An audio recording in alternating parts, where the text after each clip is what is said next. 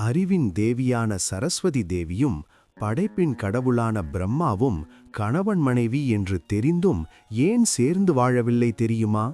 அதன் பின்னால் ஒரு ஆழமான ஆன்மீக ரகசியம் இருக்கிறது. பிரபஞ்சம் உருவான ஆரம்ப காலத்தில் உலகை படைக்கும் பொறுப்பு பிரம்மாதேவனுக்கு கிடைத்தது. ஆனால் உலகத்தில் அறிவும் இல்லை, இசையும் இல்லை, கல்வியும் இல்லை, எல்லாம் அமைதியாக இருந்தது.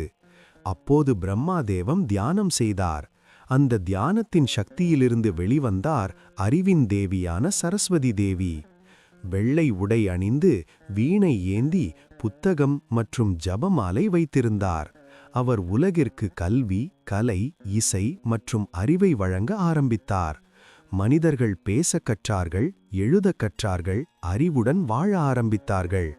ஒரு கதையின்படி பிரம்மாதேவனுக்குப் பின்னர் சிறிய அகங்காரம் வந்தது என்று கூறப்படுகிறது. அறிவு இருக்கும் இடத்தில் ஒழுக்கமும் தாழ்மையும் இருக்க வேண்டும் என்று சரஸ்வதி தேவி நினைத்தார்.